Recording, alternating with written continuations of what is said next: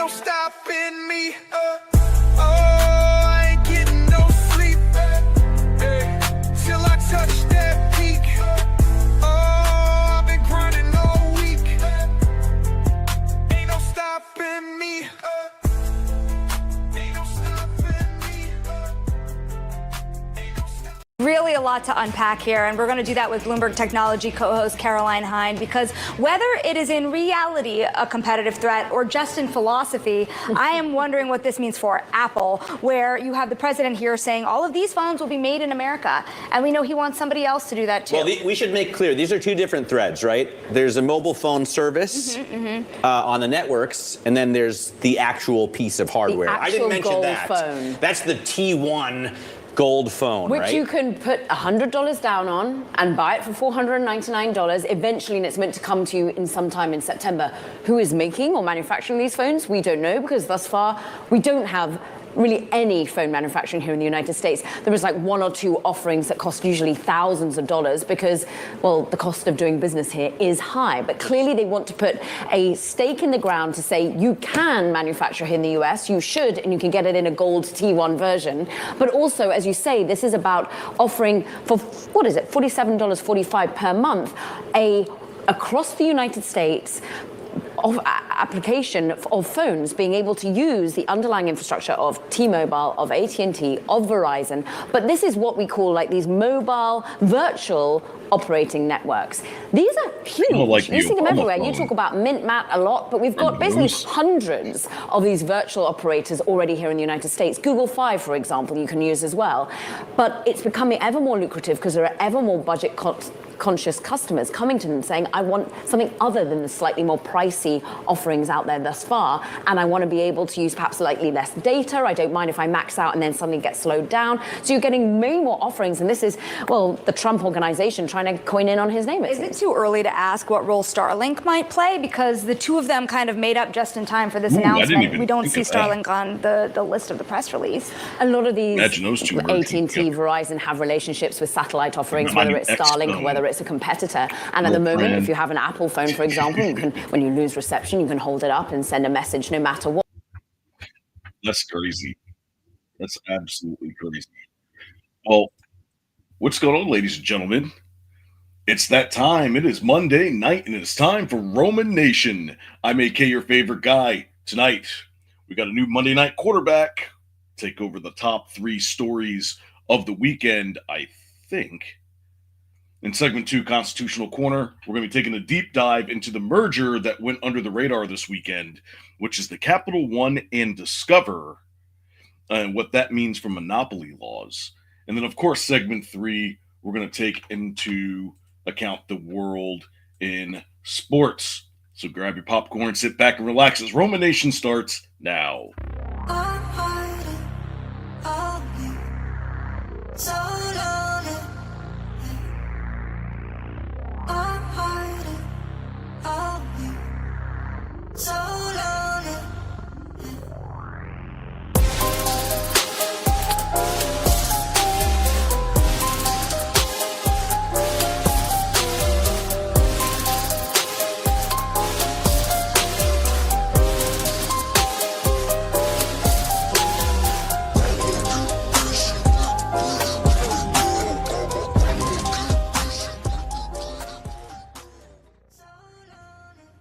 Hello, beautiful. How you doing?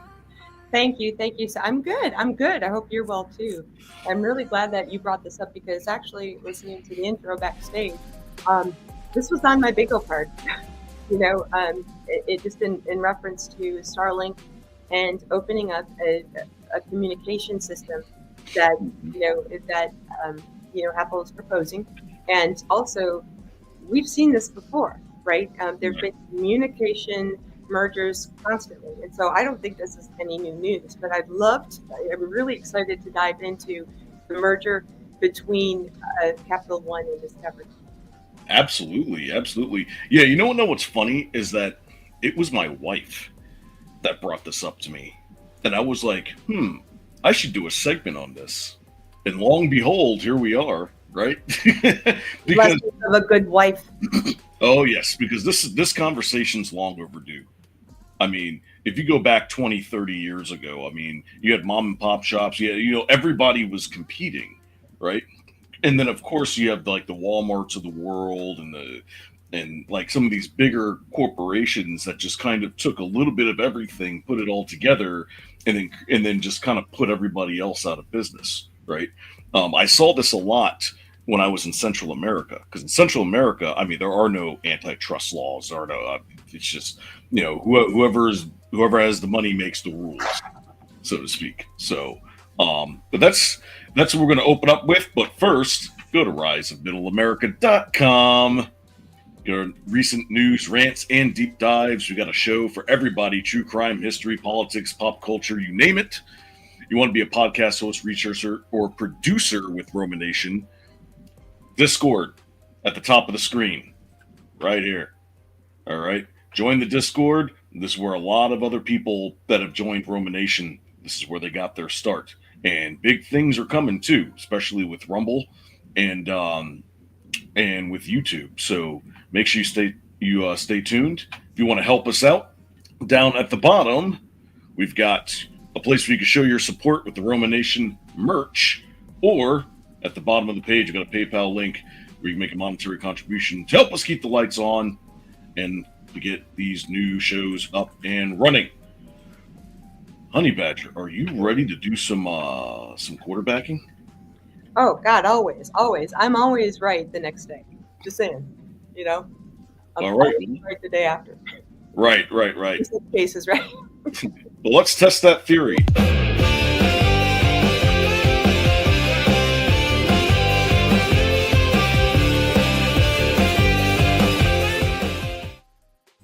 All right, so let's start off with Reuters.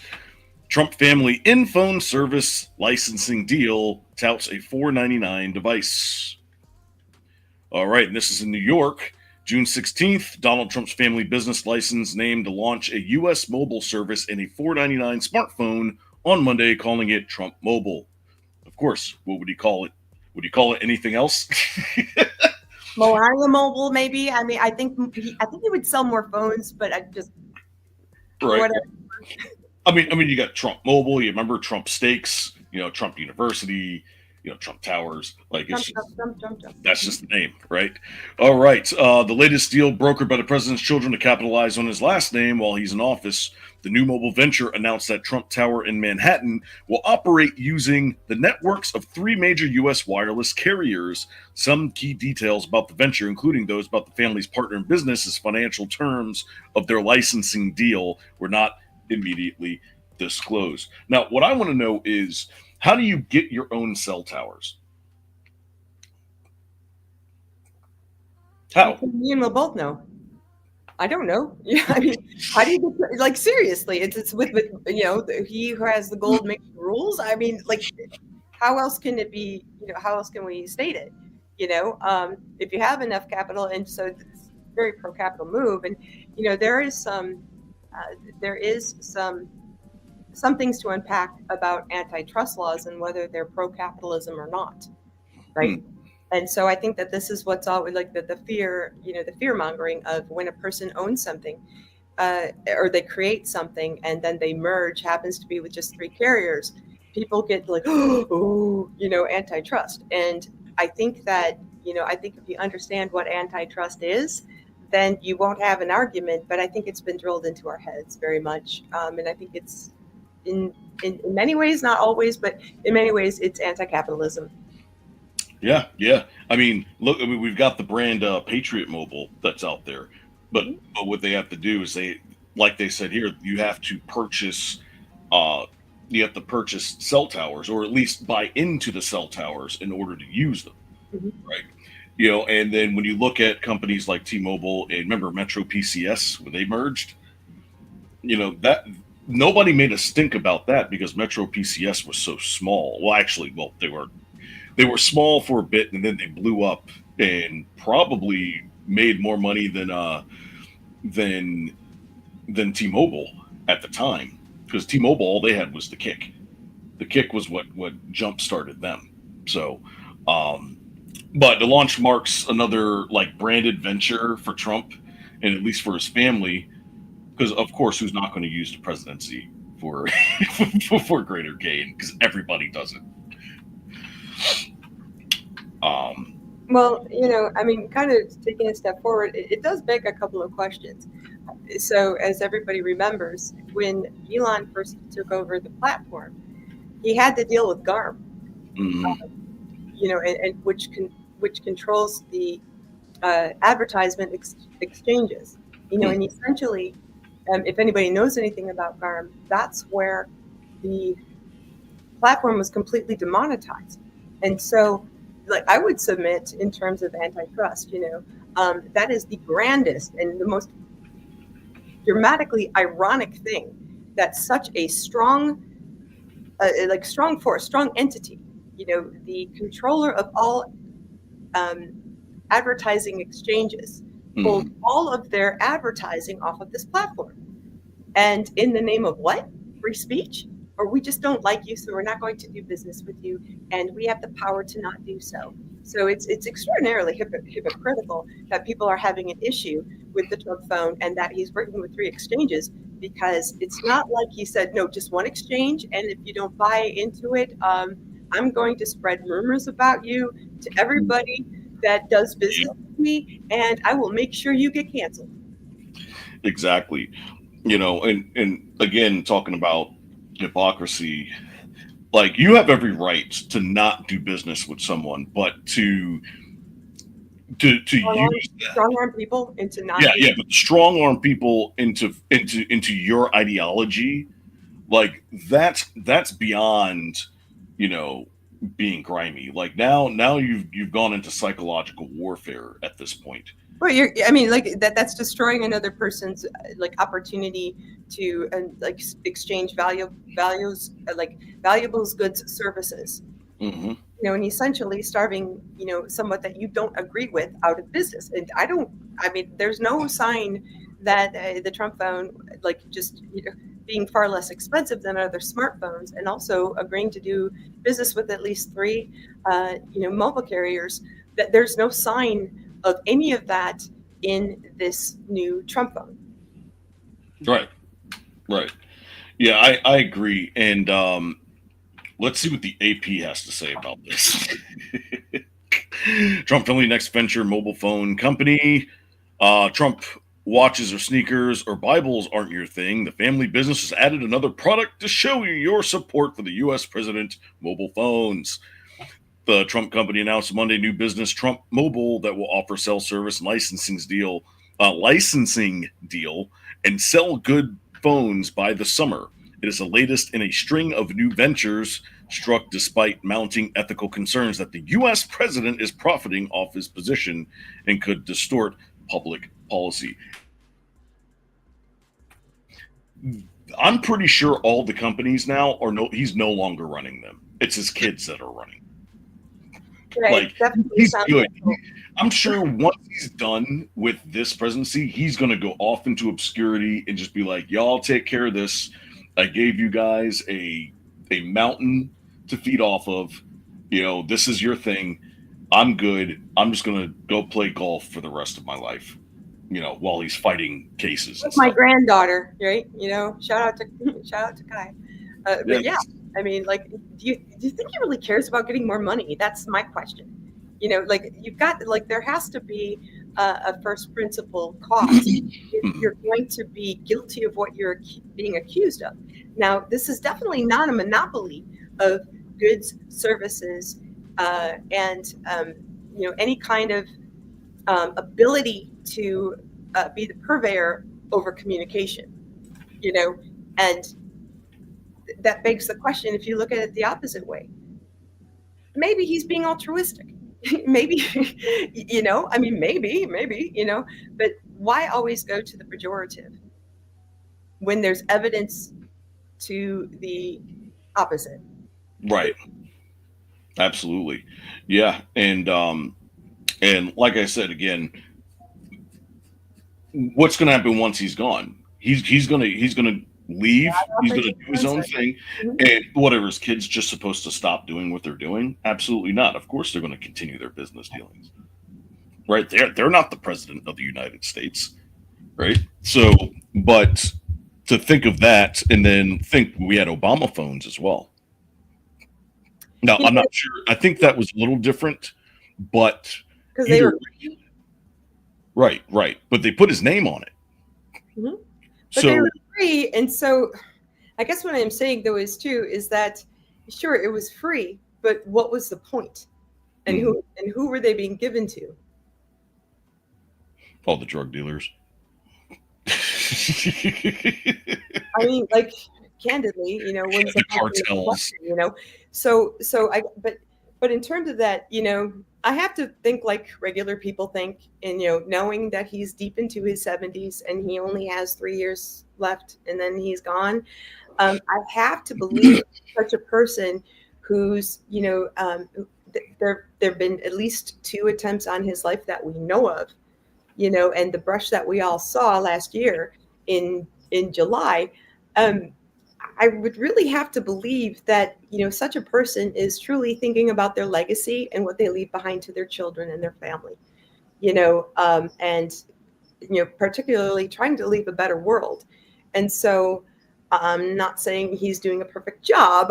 Please, nobody put words in my mouth. But what I am saying is that at the end of the day, you have to consider, I always try to consider people, not on my terms, but on theirs. And if I could kind of slide myself into their shoes, how would I be thinking? And he's lived a full, rich life. And so is there more money to be made, or is there a good legacy to leave to his wife, his children, and his grandchildren? Mm-hmm. Exactly. And, and once he's done, I mean, they're not out of the woodworks yet because there's still half the country that hates their freaking guts, so now they're going to have to navigate that without him and without his authority as the president of the United States. So they're going to have to step up. Yep. Exactly. And I'm pretty sure they'll do a good job. Probably not Don Jr., but maybe Eric. Yeah. I think it's going to be Eric. Eric's is going to be the one that's going to take the reins or whatever they need. And then don't forget about Barron, because Barron is, he's still young. I would submit he's the golden child. Oh, right. Of all of the kids. I mean, and very arguably his kids are good kids, whether or not you like them or not. I'll be 100, I think if I was going to fool any of the Trump kids, it would be Donald Jr., honestly. And I would even submit that, Eric's wife, sorry, I can't think of her name. I want to say it's Lisa. Not Ivanka. No, Ivanka's. It's Eric's wife. Oh my goodness. Yeah, but she's a great lady, but, I see even in some of the in-laws, that there's great potential, but with the exception of Ivanka Trump's husband. Oh, that's, what's his name? Starts with a K, right? Yeah, it's not Josh. It's Josh is his brother. It's We're getting old. What's wrong? I know. No, even there, Ivanka, became she converted to Judaism for Kushner's family, but then Josh's wife, who is a supermodel, didn't even invite them initially to the wedding because of her association with Trump. And that's where it gets very slippery. But keeping us out of the celebrity weeds, I would say that, the strength lies first with Eric, and then, the second would be Barron. But at the same time, the kid's 18 years old. But I think with the genes of Melania, just saying, I think she's an excellent person. Yes. Speaking of strength, boom, this is from the Daily Beast. Held on June 14, 2025, commemorate the U.S. Army's 250th anniversary, also including Trump's 79th birthday. So there's 2 sides to this coin, of course. This is from the Daily Beast. Donald Trump says military parade was a tremendous success, even though a lot of people did not have a favorable view. It was a tremendous success with a fantastic audience. It was supposed to rain. They gave it a 100% chance of rain, and it didn't rain at all. It was beautiful.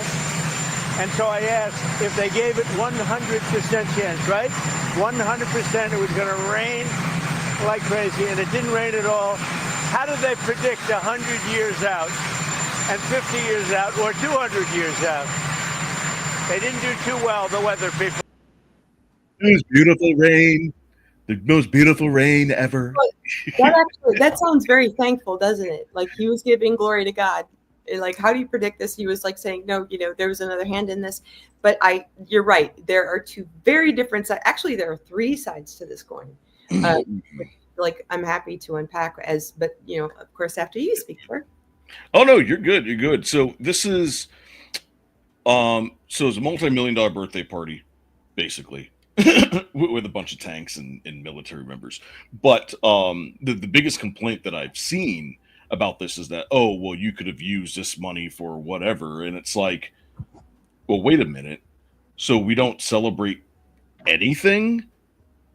I mean, 250 years and our country is still here, despite all the turmoil that we've been through over the last 10 years. And you're complaining about spending money on this. I mean, what about the graduating classes at all of the military schools, or for when we celebrate the 4th of July and we do all the fireworks and stuff, like that's okay, but celebrating 250 what is it, 250th anniversary, and you celebrate it on Flag Day.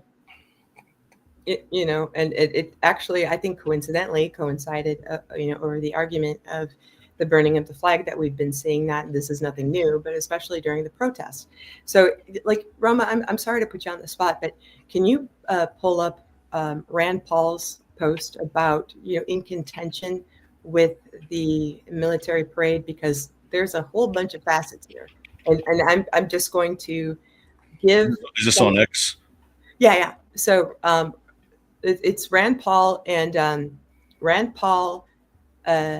Just a Trump parade, and this is very important because we ran all through this in several different spaces.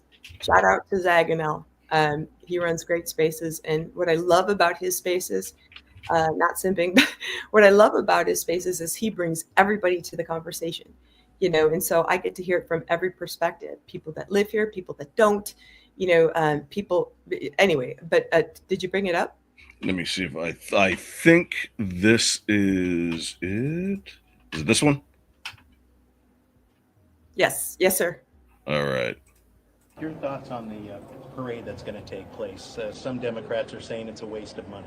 Yeah.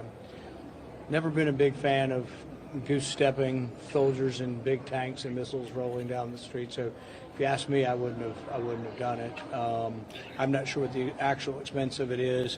But I'm not really, we were always different than, the images you saw of the Soviet Union and North Korea. We were proud not to be that. Vietnam. And I'm not proposing that that's the image people want to project, but I'm worried about the image, that it isn't necessarily the best image to show.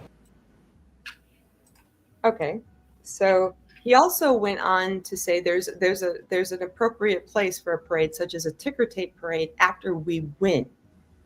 So only after we win should we celebrate anything. Now, I'm going to give you every perspective that I heard, and I'm going to include the perspective of a person that lived under the Little Red Guard and her thoughts, which is Guy Van Fleet. And so this is very significant because he's invoking military parades as just being sort of a communist trope and like a show of strength, and we're going to beat you up. All right. Several things about that. And so I'll first go to my dear friend, Guy Van Fleet. And what she posted was, going back, she's posted a lot today. Ooh, she's been working. No dissenting voices. Please forgive me. Where is it? I'm so sorry. I had it pulled up. Protesting communist China. No, that's not it. Okay, basically what she's saying is like she really loved this this parade because she was looking at the guys like rolling in the tanks, and they were smiling and they were inviting. Hey, it's kind of like she got it. We're here for you. These are the faces of liberty, is what she said. versus the faces of strict, threatened obedience, and you must march in lockstep. Now, there are two other perspectives about this, because that was the certain perspective where people are like, they weren't in lockstep. And as a matter of fact, the critique that I heard for people, just on an aesthetics level, they looked like they just rolled out of bed. They weren't walking in step. They weren't, presenting the best of the military. They were just like walking along, not in step. They looked, their fatigues were wrinkled. This wasn't a good look. So it's like you can't win for losing at a certain point, right? Because on the one hand, this was too militant, according to Rand Paul. But from the other perspective, it just wasn't a good look because we didn't look polished. But at the same time, we have to remember, and what kind of Rand Paul was alluding to, he said that there was a right time and a right place to have this sort of a parade, which is after a war. So the way that I heard it, okay, ergo, we shouldn't celebrate these these brave members of the armed forces while they're alive before they have to go to battle. Okay, Rand, we should only celebrate the ones that come back to tell the story of winning. In other words, you're going to exclude the people that signed up for it, went out there and died, versus the people come back for a parade. And so I've never been more disappointed in Rand Paul than I was with these comments, because he didn't see the force. It was a very, very short-sighted, perspective that he gave. He wasn't even considering the fact that if we go to war, lots of these people that we saw in this parade won't come back. Mm-hmm. And it's not even just if we get into another war. I mean, we've already seen that in World War II, what was it, 16 million people, even civilians, that perished during that war over a 5-year span. I mean, that's a lot of people. Like, we might look at it now and it's like, oh, it was 8 billion people, but still, that's still a significant amount of people in one concentrated area. A lot of the kids that were 16, 17 years old that enlisted and lied about their age just so that they can go and fight in the war. Then you've got, people that were well beyond their age of combat who decided to go in. I mean, we've got countless stories about these things. 4.2, Pat, I ran in that run. Pat, you know who I'm talking about, the pro football player that went back and served. Pat Summerall? No. Oh, Pat Tillman. Pat Tillman. Yes. People such as himself, who had like a wife and children and an amazing career, but he went back to serve his country. A lot of people criticize him for doing that because he had a wife and children. I'm not getting into those weeds, but what I am saying is that, he went with at least the belief that he was defending. It wasn't that he hated what was in front of him. He was defending what was behind him, and obviously that's going to include his wife and children. Right. And not only that, but they heavily criticized him after his death. It's so sad. Which is like, are you kidding me? Of course you would. If he wasn't a football player, or if he was, if he did something else, what if he was a carpenter? He wasn't famous. Exactly. Would they have cared then? No, of course not, because nobody does. This is that whole that psychological mind grab that the news does to you, right? It's and that's a perfect example. Monday is Monday Night Quarterback, right? Yes, absolutely. Look at you. Look at you. Already on it. Well, I got you, fam. Well, the last story, we're going to go ahead and stay on the topic of sports. Gage Wood makes history with an epic no-hitter and eliminates Murray State. He did a no-hitter in the College World Series, which is insane. This is the moment. Berkey, I'm not sure he needs that breaking ball right now. The 1-2. Swing and a miss! Greatness from Gage! This has got to be one of the greatest feelings because, like, okay, so if we want to talk about sports and some of the hardest things to do, right? Being a quarterback is one. Being a goalie in the NHL in hockey, that's another. But that's just positions. When it comes to actual feats, doing a no-hitter is like scoring 100 points in a game in basketball. It's like being the only player on your team. Yeah, literally.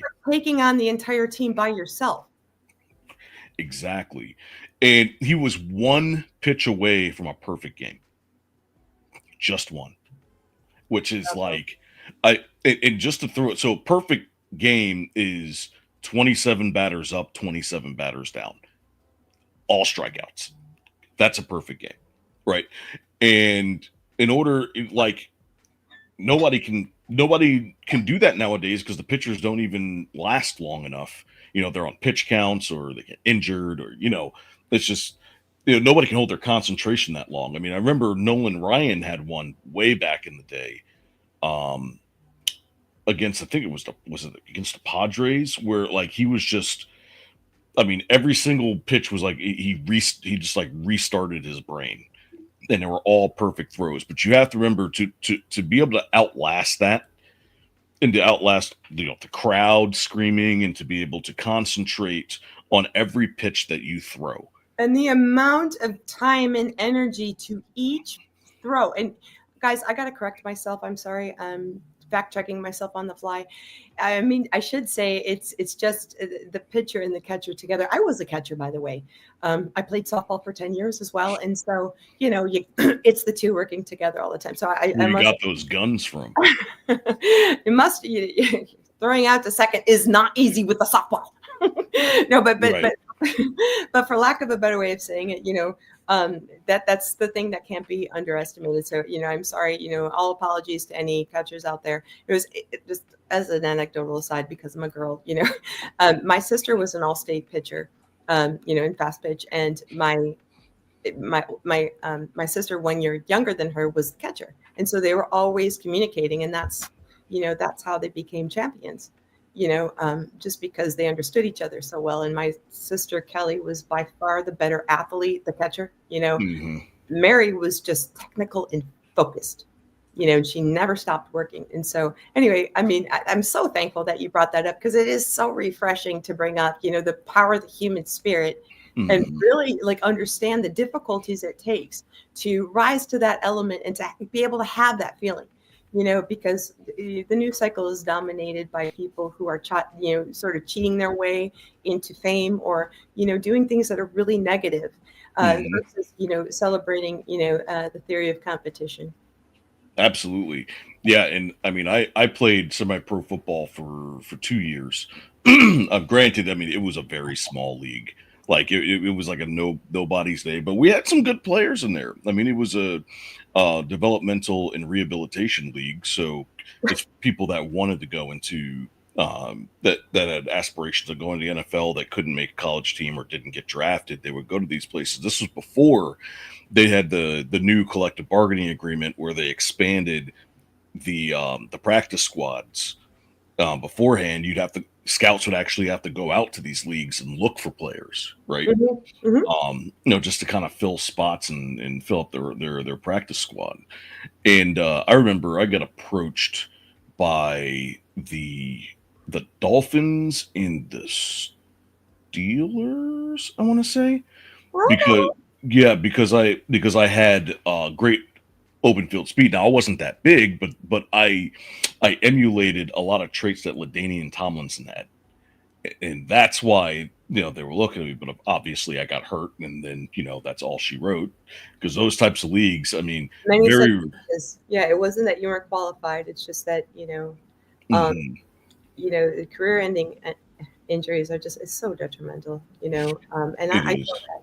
It wasn't even it was career ending. It was more like I didn't have insurance. So that wasn't, yeah. So I was like, yeah, this is pretty, if this goes any worse than it really does, I'm going to be put into an early retirement, so I decided to make a business decision. But either way, just to be at that game and to be able to see greatness happen. His draft stock just skyrocketed. That's what happened. Oh, yes, but also well earned, right? Because the grit and the heart and the self-discipline it takes to pitch a no-hitter. You have constantly, you cannot get in your own head. You can't start asking yourself, what if I fail? What if the next person hits a home run? What if? No, you have to be present in the moment and not worry about anything else. I mean, like that is just, it's a grand example to all of us. And that's why I love sports so much, because it really does show, ostensibly what we can do if we have the motivation, desire, and self-discipline, fortitude, a tenacity to do, so don't tell me what's impossible. Exactly. Right. And what's that famous quote from humbling when you see a person do such things, Right. The famous quote from Back to the Future: if you put your mind to it, you can accomplish anything. You can do it. Put your back into it. Mm-hmm. Okay. Oh, hey, my clubbing days are over. All right. So it's true. Put your back into it. No matter what you do. Don't shoot the messenger, but you know everything. That's funny. All right. Well, thank you for watching Monday Night Quarterback with my favorite quarterback here, the Honey Badger. Let's move on to segment 2, Constitutional Corner and the monopolies and mergers.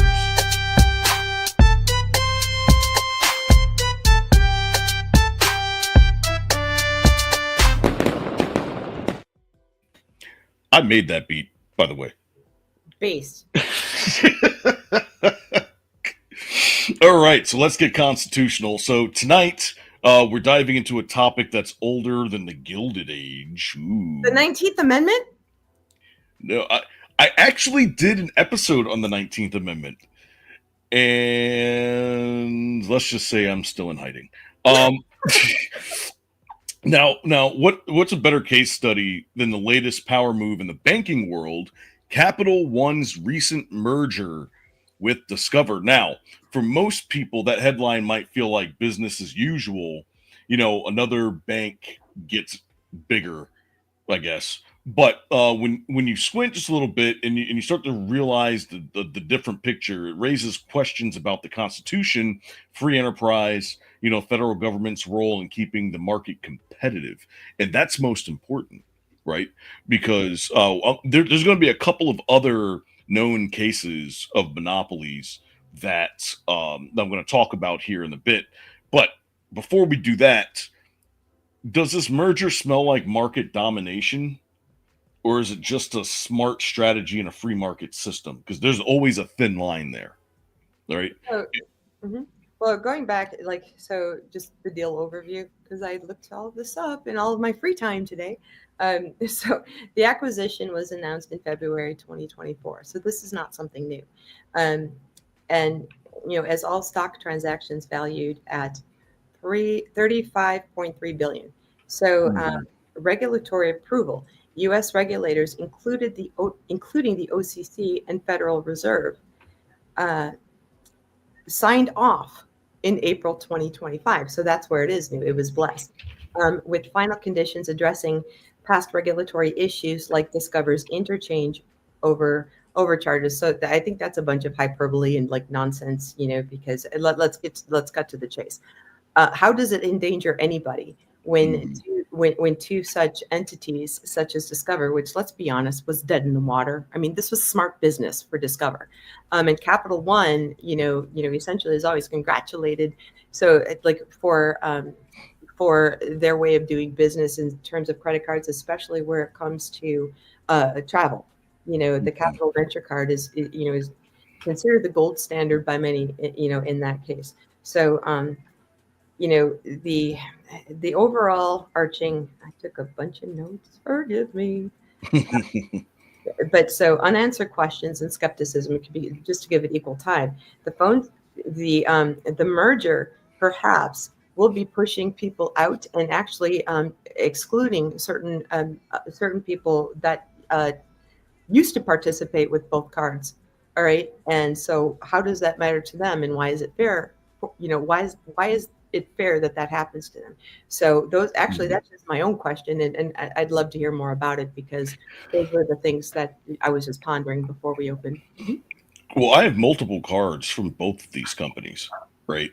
So that does raise the question of, what does that mean for points? What does that mean? Do I get grandfathered in? And do I get some special bonus for having both of these companies? Like what's supposed to happen here? Because the on one hand, you've got the consumer, right? But on the other hand, then you've got all of these other major credit card players that now are scrambling like, oh, wait a minute. If you merge those two together, they can, they now have a powerful tool over everybody else. Yeah, and the unfortunate, like, to your point, the unfortunate part of it is, like, in regard to balance transfers, which you would think should, like, automatically happen. No, they were disabled in this merger, and which is really unfortunate, for the people that have paid their money into these credit cards. Now, we could ask the question: is usury ever a good thing? Should we buy things on credit? That's a moral. That there are moral implications, but just where it concerns business, if you do use credit, balance transfers between Capital One and Discover were disabled post merger, and I think that's a very fair question. Now, do I get to say so?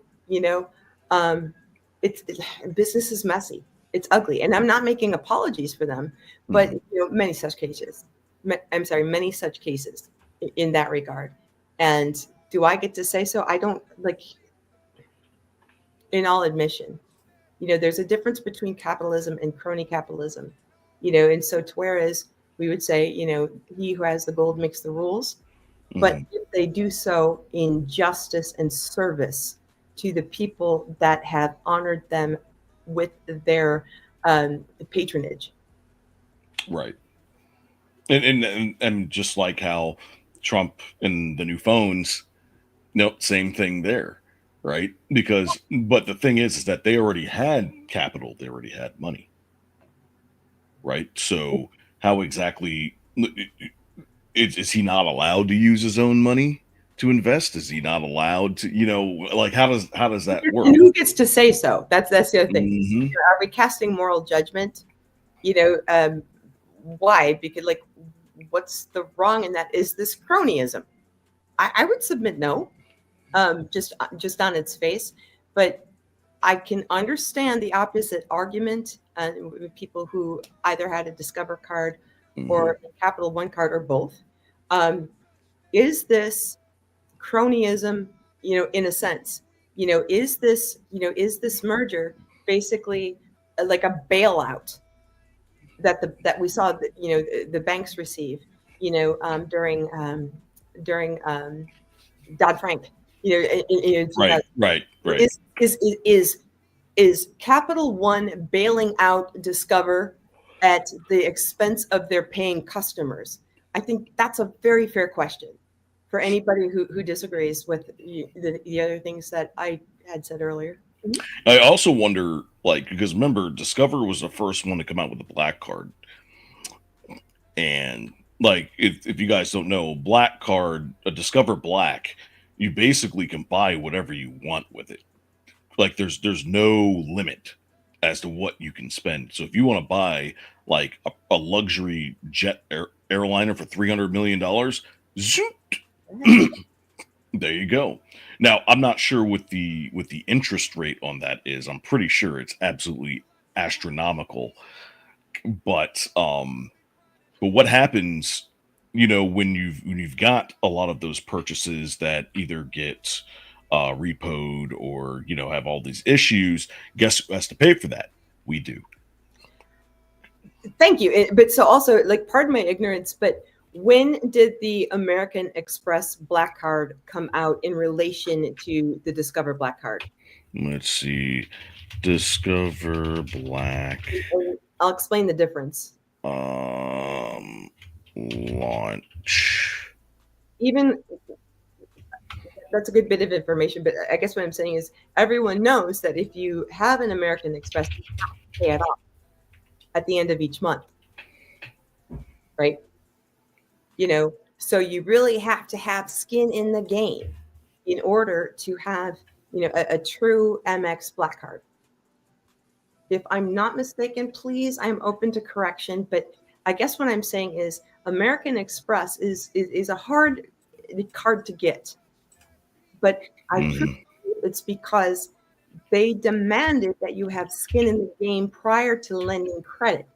Now, as opposed to the Discover card, which was giving this line of credit with no questions asked and not having the same historical good credit, good faith demands that American Express repeated. 1986 was Discover and 1999 was Amex. Which is crazy. San Diego, let's roll out to the Super Bowl commercial. So you see, it was like to me, correct guys, listen, I am 50% wrong about everything that I say. I just don't know what 50% that is yet. So please correct me if I'm wrong. But to me, that definitely appears because it happened in the 80s. It was just during the Reagan era still, where Reddit was upflowing, and everybody and we had this mass consumption, too big to fail as the United States mentality. And the bigger you make it, the less probability that it will fail. And at a certain point, that makes sense. But to a smart business person, pump your brakes. Let's have a bit of wisdom about this. And I would submit that that's why American Express came out much later, and that's why American Express isn't really, looking to make such a amalgamation of their credit card. Yep, and this is most importantly here in purple. It says Capital One intends to continue to offer Discover credit card products as Discover branded cards, alongside other consumer cards currently offered by Capital One. The Discover, Pulse, and Diners Club international networks will join our suite of offerings. Who uses Diners Club?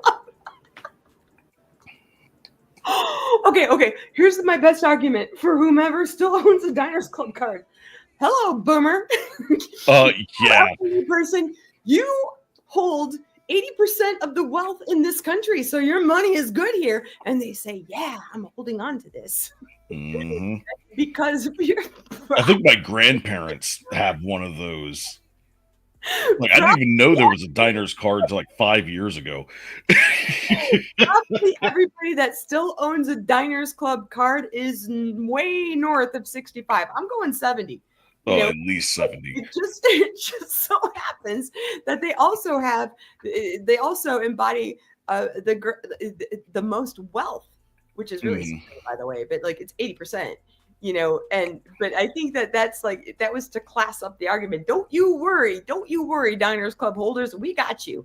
This would piss anybody off. Really cool. And they don't understand how valuable, and I hate to use it this way, how valuable a commodity is. The people, the boomers, in terms of their true wealth and their true credit, because they paid their bills on time, and to miss a bill or to not pay something was disgusting, in many such cases, Exactly. Yeah. So that goes to show the market's consolidating, right? So there's fewer independent providers. It could spur competitors like Chase or American Express to double down on their innovation, rewards, customer service to maintain that market share. So now, they're going to have, get 100 times the amount of points, get a free trip to wherever you want in the world on us if you get our card and spend X amount of money for X amount of time. They're going to have to do this now. They're going to have to, because this merger is going to create some problems for everybody else. So that brings us to the Sherman Act of 1890. All right, the Antitrust Act. That's not it. Hold on. There it is. All right. So this is United States antitrust law, which prescribes the rule of free competition among those engaged in commerce and consequently prohibits unfair monopolies. It was passed by Congress in his name of Senator John Sherman, the principal author. The Sherman Act broadly prohibits anti-competitive agreements and unilateral conduct that monopolizes or attempts to monopolize a relevant market. The Act authorizes the Department of Justice to bring suits to enjoin, i.e., prohibit, conducting a violation of the Act. Additionally, authorizes private parties injured by conduct violating the Act to bring suits for treble damages, 3 times as much money in damages the violation cost them. Over time, the federal courts have developed a body of law under the Sherman Act, making certain types of anti-competitive conduct per se illegal and subjecting other types of conduct in a case-by-case analysis regarding whether the conduct unreasonably restrains trade. This almost reminds me of, remember when Chris Paul was going to get traded to the Lakers to play with Kobe Bryant, and then Pau Gasol was going to go to the Bulls, and everybody said yes, and then David Stern came in and said veto. Well, so the very first line, just pull it up one more time, so like I have, I can get my context straight. The Sherman Act. Okay, sorry. Competition among those engaged in commerce and consequently prohibits unfair monopolies. So I'm going to say something that my 6th grade world history teacher and my basketball coach, Jackie Jeffries, said all of the time. What is fair? And who gets to decide? Like, words matter. Yes. Unfair. Who gets to say what's unfair? And how are you the purveyor of fairness? And is there any such thing as fair? Now, I'm not like flipping anybody off, in terms of if you get screwed, by like antitrust laws, but many such cases, we see certain ones are allowed to exist and other ones are vehemently argued against. And like, when is the last time someone lost an antitrust suit? I believe it was in life insurance, but you correct me if I'm wrong. I think so. Well, there were actually a couple of them. You know what? Here, I have some other information, so I'm going to blow through this real quick, and then we'll get to the actual cases. So you have the FTC Act, the Federal Trade Commission, that empowers that enforcement. So it's another leg of the government. And then how do the monopoly laws affect those mergers? So the merger they have to pass a regulatory review from the OCC, the Federal Reserve, and the Delaware regulator, which I don't know why Delaware gets that, likely deemed not to create excessive concentration in credit cards. So that's the first one. The second one is regulators may impose conditions to preserve the competition and consumer protections. So that's going to be on this one from the OCC themselves, the Office of Comptroller of the Currency. Let's see. So it says that today is conditionally approved the merger of Discover Bank, Greenwood, Delaware, into Capital One National Association, McLean, Virginia.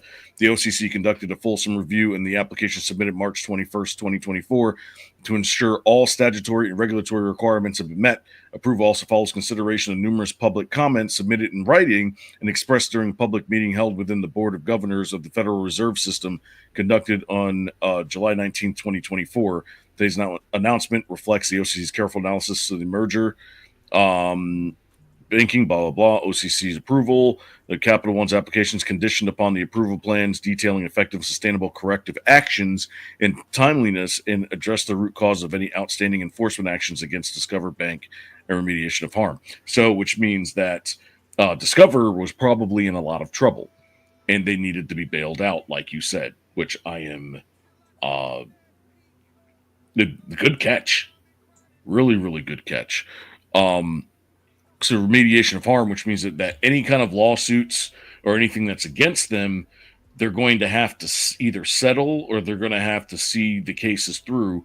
Most likely, they're probably just going to settle those cases out just to get the merger through. Wow, I feel like a prophet. Right. Good job, man. You are on it tonight. You are absolutely on it. Thank you so much. Well, I mean, it's because you give brilliant lead-ins and you make my job very easy. So thank you so much. Boom, take it there. All right. So which merger do you think I'm going to talk about first that was blocked?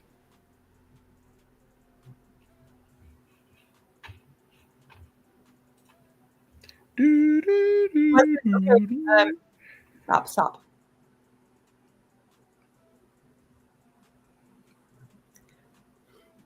Merger. I can only think of the things, the ones that weren't blocked. So, like the rest is history. So, pardon my ignorance again. Attempted acquisition. I was gonna say that. Gosh, darn it, I was totally going to say that. I knew this was the one you were thinking about. That's why I pulled it up. That's right. So March 20th, 2011, AT&T announced that it would purchase T-Mobile USA. And then on August 31st, 2011, the Antitrust Division of the United States Department of Justice formally announced that it would seek to block the takeover and file a lawsuit in such effect in federal court. The bid was abandoned by AT&T on December 19, 2011. So it announced its intention to buy T-Mobile USA for $39 billion from the, I don't know, I'd never know how to say that word, Telecom. The deal will come with 33.7 million subscribers, making AT&T the largest mobile phone company in the United States. If the deal were to go through, AT&T would have 43% of the market share of mobile phones. Because remember, before that, AT&T bought Singular Wireless. Remember Singular? I do. Their deals so were old, by the way. God. Singular Wireless deals were off the chain. Like, I mean, you got free minutes from 7 to 7. Remember that? Yeah. Or, oh my God. Oh gosh, I have a direct frame of reference. Anyway. Yeah, 200 text messages. Oh man, you couldn't do that today. There's no way. There's absolutely no way. Because now you have unlimited mobile and unlimited talk and text and unlimited, like unlimited everything. But who sells anything less than that? Like, I really want to know. Nobody. Well, I mean, I'm sorry, I forgot your phone. You got a Cricket, so that's different. Oh no, I don't have Cricket. But we've got the second one, which is attempted acquisition of Time Warner Cable by Comcast, which was another one. And of course, because Time Warner, which then became Bright House, which is now Spectrum. I don't know. They always seem to want to be bought by somebody, but they're just going to get blocked. I mean, you have to remember, like, the monopoly, not just on TV, but also like channels. Mm-hmm. Because if they would have merged together, they would have a monopoly on like 500 different channels that you wouldn't be able to get unless you went through them. And here we are today. Okay, let's be very clear. You could get a bazillion channels with Comcast or like whatever, and so then all of a sudden people started to get Sling, they started to get web TV, they had all of these subscriptions. Hulu, YouTube TV. YouTube, like all of these things. And what was interesting about this is that, guess what? Y'all are paying more now for your subscriptions than it cost to have cable. Many such cases. Go fact check yourself because it's true. Yep. And now I'm going to make you feel very, very old. Horizontal mergers are evaluated by the Federal Trade Commission, or FTC, using their merger guidelines. In FTC versus Staples and Office Depot, a court reviewed the FTC's challenge to a proposed merger. In 2015, Staples and Office Depot announced their intent to merge. The FTC commenced an action in the United States District Court for the District of Columbia to enjoin the merger under Section 7 of the Clayton Act. The FTC argued that the merger would reduce competition in the relevant market. The FTC narrowly defined the relevant market as large companies that purchased more than $500,000 of consumable office supplies annually from one vendor, known as business-to-business customers. Staples and Office Depot countered that the FTC's definition was too narrow and There you go. cherry-picked certain products and customers. Definition of what? Of fair, right? What is fair? What is fair? And that question, unfortunately, was never answered. Exactly. Because we get to say what's fair and go sit down and shut up. It says the government. But like kind of going back to the merger between Comcast and Time Warner, because I couldn't remember who brokered the deal. Mhm. It was J.P. Morgan Securities. Shout out to BlackRock. But essentially, although specific advisors for Time Warner Cable weren't typically publicized, I wonder why. External coverage like Quartz highlighted one of Comcast's M&A veterans, Tom Tubman, if you remember that name. Previously with Morgan Stanley as deeply involved from Comcast interest. He had prior experiences advising Time Warner Cable, so they were in bed with each other during its 2000 merger with AOL. So, and this was 14 years later. But for whatever reason, this deal was seen as unfair versus AOL and Time Warner. Wow. Yeah. And I would submit it's because AOL was dominating dominating the web, or the internet, and nobody saw Or this. Google. Well, I was saying nobody saw this coming, and so it was like, go. And so after the explosion of information at the hands of the World Wide Web, then, comes along, Time Warner and Comcast, and they say, whoa, okay, we saw what happened with AOL. Maybe, this is too much of a powerful thing, even to allow JP Morgan to broker it. And that's the government, by the way. Exactly. Yeah. So this is going to be interesting. I'm going to be keeping an eye on this over the next couple of weeks, Definitely. possibly over the next couple of months, because this is also going to affect my life and my business's life, and like a lot of things that I'm doing on this end, So let's close out the show with a sports update. Oklahoma City Thunder are one win away from winning the NBA Finals. Well, okay, fair enough. This will go to this is going to 6 games, right? 7. So best out of 7. No, I mean if they win. Oh yeah. So Oklahoma City Thunder won, so they're up 3-2 right now, and they got to go back to Indiana. So that's what I mean. It's like if that prediction is true, like they're one away, so then this would go to 6 games. Well, I will say this, I really like Indiana, as a team.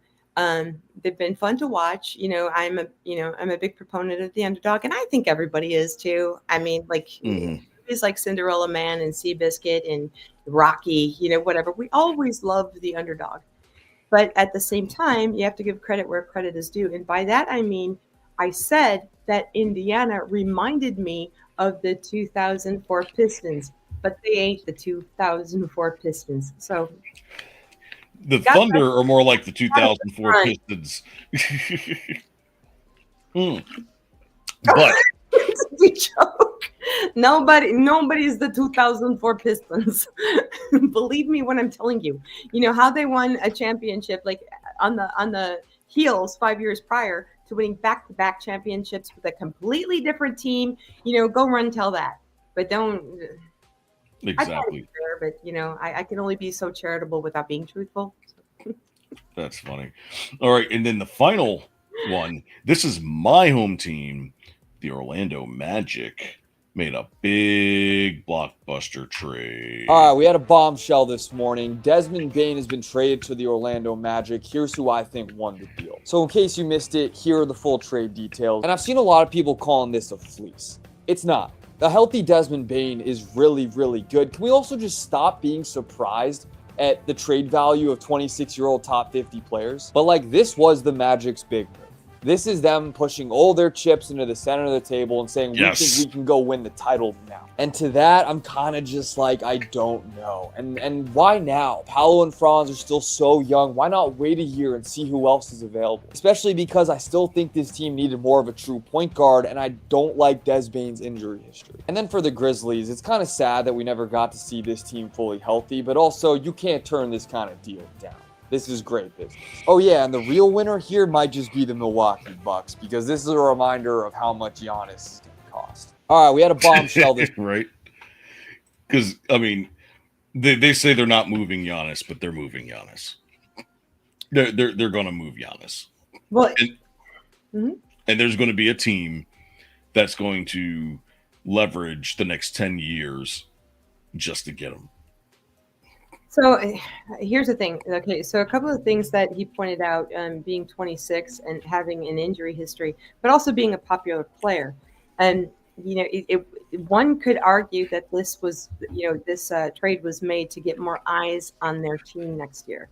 I mean, because why be so eager? You know. All right. So what they gave up is they gave up KCP in that abysmal contract.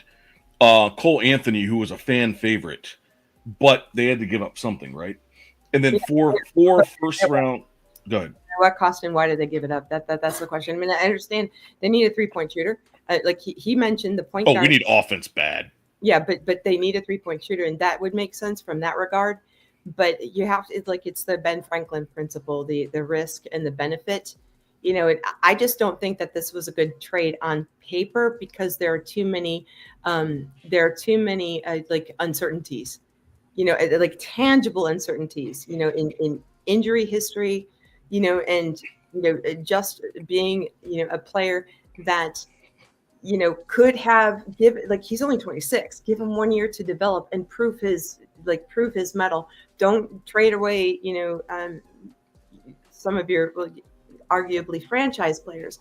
Maybe look for an interim that is very promising, no injury history. You know, it brings the offense, brings the vision of the court, and is a great catalyst. And I think that that's what Orlando needed. But it does seem like they gave up more than they're going to get in return. Just my opinion. All right, so here's the deal. The Magic were always one player. They were the one team that was one player away, right? They need to win now because next year the East is wide open. Okay, the Boston Celtics are in trouble. They're in a world of hurt because when Jason Tatum went down with that Achilles injury, it changed the entire landscape of the NBA. That was the best team for 3 years running with that core nucleus that's together. But now he's going to miss all of next year. So Boston's going to be 20 games like lesser than what they were because he's worth 20 wins on that team alone. So Orlando's the most complete team. It's just they have the best defense, but with the worst offense. And they needed that one player that can just get his own shot. The reason why they went after Bane, yes, he does have an injury history, but that's also because he's playing with Ja Morant, who's also always injured. So then he has to go do multiple roles at a time, playing more of a two guard than just a shooting guard position. So he had to put a lot of stuff on his own plate. Whereas here in Orlando, he doesn't have to do that. He can just be himself and just shoot. Just shoot the ball. We'll get you open because we have other playmakers on the team. And the nucleus of the Orlando Magic are way better than the nucleus of the Memphis Grizzlies right now. So he's going to a team where he can win. He's going to a team in which we desperately needed a shooter. And the Orlando Magic are not done yet. They're going to make one other move. And I think it's going to be for the bench. They're going to need some bench scoring. If they get some bench scoring and Bane goes off this year, we're at minimum going to the Eastern Conference Finals. So You make me sound like a Lions fan. I just don't. I don't know how else to put it. God bless you. And there's a couple of things that you said that are important. He got injured because he was playing with somebody who was also always injured, so he had to step he was up. overworking himself. Yeah, Okay. but that's also partially the coach's fault too. But good. So I'm totally with you. I believe in defense. Like all you have to make is one shot if your defense is doing its job, and that can be by luck. I was the center. I was the shortest center in our league with the most rebounds. Braggadocious, but I truly believe in defense. That being said, I sense a little bit of a contradiction because, no offense, because I'm a fan too, and I love anybody that roots for their team. But if they are dying for offense and he is their weapon moving forward, isn't the onus also still put on him as he comes to the Magic? I mean, but like argued, fairly, he has a great defense to make sure to keep him out of harm's way. But at the same time, if what's going to come down to, I believe, is that the team is going to be very reliant on him. Now, that doesn't always happen, and I get that, and I'm trying to get kind of both angles because I'm just going to go to the Lions real quick. Aiden Hutchinson. Everybody thought the Lions would lose every game after he got injured game of the season. And though the Lions' task became very difficult, they continued to win. And so I hear you where he's coming from. It could have come from bad coaching. So prayers for Orlando Magic's coach that he is putting together and assembling a team that gets behind his program and, supports each other in the best way possible and steps up at every turn. Absolutely. No, and you're absolutely right. And again, it was a lot to pay for one player, but a lot of the Orlando Magic fans had a lot to say about last year and how basically we were pushed out of the playoffs because we didn't have that the one person that could help out Banchero, because it's not that we have no offense, it's just that we have no 3-point shooting. That's the problem. We have people that can score. We have people that can drive to the basket. It's just that because we had no 3-point scoring or no ability to shoot the ball, that the defenses were just collapsing on the inside. Like, okay, now it's 1v5 versus having a threat on the outside that can do that. Plus, we have a lot of young players on the bench that are still developing right now, and they're going to be 1 year smarter, right? So it's...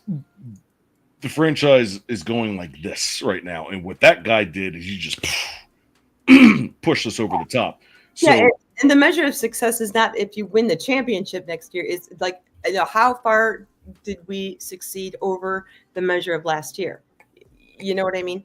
And like also just kind of taking it one step forward, I would say that it really boils down to the steps that are taken. And, again, I was just saying, I do understand the concept of just that one person that you add can make all of the difference. But my wheelhouse, yeah. And we also got rid of 2 people that were abysmal last year. So it's like addition by subtraction. Yeah, no, totally. And so right. That's kind of leaning in, like it just my frame of reference. Like I said, the back-to-back championships. Before the first championship, but the year before we acquired Dennis Rodman and John Sally, and I gotta say, but the year prior we acquired Vinnie Johnson. So the depth of the bench kept growing, and so this is how you build a dynasty. It's not incumbent upon the next year that you win the championship. It's a process. And that's by a good general manager and great coaches and just a team, kind of surrounding itself like a truly dichotomous when you consider, yes, yes, from Indiana, but, Isaiah Thomas. And then, when you consider Bill Laimbeer and how he fit into this team was just insane. He was the only person in the NBA whose father was making more money than him.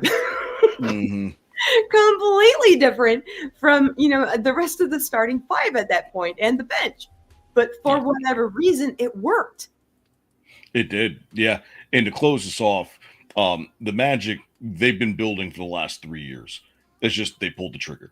They said, you know what, with the wide open Eastern Conference next year, this is the year. This is our year to make a splash. Whether it's a little premature, you know what, we still have this entire nucleus for the next 4 years. So something's going to happen with this team over the next couple of years. And I can't wait for it. I am excited. I haven't been this excited since Dwight Howard was there. And that was a long time ago. So get ready, guys. But no, I wish you all the winning in the world. And if the Magic loses, I hope that they lose well. As much as no, please, I don't mean to say like. I know what you mean. I know what you mean. I hope that they fight till the end, and it's not discernible that they were the obvious loser. If they do lose, but I wish you the best, and there's nothing like the process to teach us everything. Absolutely. Except for just like the process of going to riseofmiddleamerica.com. Go ahead, support us. We've got everything that you need here. Rants, deep dives, all of our ugly faces in cartoon characters. Not my ugly face, just saying, folks. Seriously, sorry. I'm going to push back. My ugly face isn't there, and I put my blood, sweat, and tears in here, y'all. Not yet. Not yet, at least. Not yet, because it takes a year, right? You got to make some trades. It's a process. Right? It's a process. Trust the process. Oh, no, don't say that. I do not want to be the Sixers right now. All right, so where can we find you? Well, of course, you guys, me as Honey Badger at Nan726. And so tomorrow, and again, I kind of speak all over the place, as you notice. I'm kind of, call me schizophrenic, I'll accept it. But so I'm wrapping up the Screw Tape Letters, which I'm sure none of you are interested in. But it's a brilliant piece of literature written by C.S. Lewis, and that is at 6 p.m. Eastern Time. And then I will be jumping in with Wolf Sports, as the co-host of their spaces. I highly recommend following Wolf Sports. Great spaces, some of the best information that you will hear on X between crypto, finance, sports, and AI. And so, but yeah, I'm honored to be the co-host tomorrow night at 5 p.m. for that space as well. And then I'll be doing an interview again, which I'm from one of you, like somebody that was just on Timcast on Friday, AK. Yeah, nice. Very, very nice. Yeah, and it's we're all one big happy family here. Oh, yeah, as a matter of fact, my space today, I don't want to bore anybody, but it was based on the interview. It was based on the debate that happened on Friday. And that's what put me in contact with one of the people that was in the debate. And, we're going to be unpacking that episode on Timcast. So, more to come. I'm blessed to be surrounded by people smarter and more talented than me. Mwah. You can find me at the real Roma _AK. Thank you very, very much for hanging out with us tonight, and we'll see you on Wednesday. God bless everybody. Pax Vobis.